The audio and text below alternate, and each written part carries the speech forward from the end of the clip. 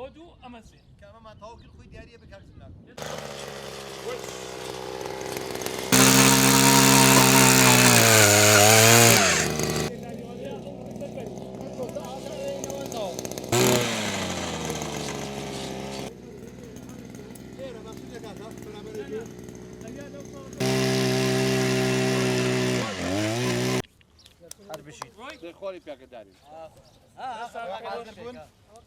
دوێنێ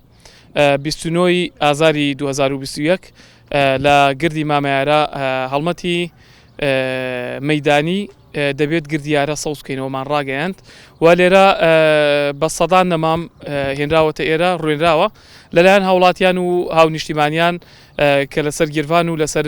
ماندووبوونی خۆیان لەسەر هێزیکاری خۆیان بە هەوڵ و هیمەتی کۆمەڵی ڕێکرا و کۆمەڵی خۆبەخش کۆمەڵە چالاکوانی مەدەنی لێرە بە سەدان نەمامیان ڕواندووە ئەوەی جێی دەستخۆشیە ئەم هەڵمەتە خەڵکێکی زۆر بەرەو ڕووی هاتووە لە هەمان کاتا ئێمە نزیک بە مانگێکە بێت ئەم هەڵمەتەمان لە ڕێی تۆڕی کۆمەڵاتی ڕاگەیاندووە بە دیاریکردنی 15 کاتژمێر واتە بۆ هەر ڕۆژێک لە ڕۆژی 29 لەگەڵ سیوەکی ئازار لەم سێ ڕۆژە 15 ڕۆژمان دیاری کرد لە کاتژمێر 1 تا 5 ڕۆژ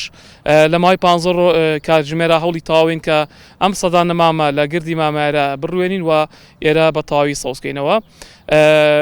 ئامانجمان لەم هەڵمەتە ئەوەیە کە گردی یارە سەوز بکەینەوە و بە سەوزی و بە جوانی بیدەین بە نەوەکانی داهاتوو و لە هەمان کاتە ئێمە چوار داواکاریمان خستۆتە بەردەستی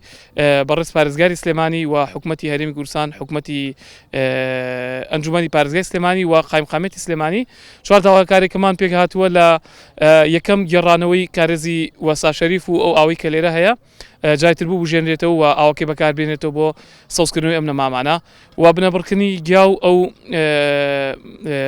سەوزیانی کە لێرە دووبارە زەردەبنەوە لە هاوینە و ئەبنە هۆکاری سووتاندن و لە ناوبردننی ئەو دارانی کە لێرە هەن و سێم خاڵمان کە داوامان کردووە دروستکردنی پەرژینێ بە چواردەوری ئەم دارستانە کە نزیک بە هەزاران نەمامیتیا بە مەزەندەیە ماگاتە نزیک بە 3000 نەمام و دار و درەخت و لەگەڵەوەشا چوارم خاڵمان کە داوامان کردووە دابینکردنی کارگوزار و دابینکردنی ئەو کەسانی کە لێرە خزمەتگوزار و خزمەتکاری ئەم دارانان بتوانن لێرە ئیشکەن و دووبارە ئێرە ببوژێنەوە.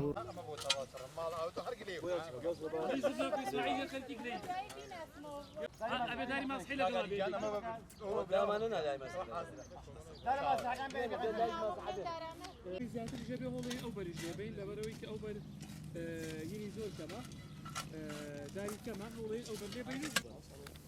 گاوڕێکیان ئێمە ناتوانین بین ئەو بەر لە بەرەوەی کێشەی تایە ئەو بەر بەس ئەو بەرە توانێت ناتوانین هینەکە جاکە نایڵێ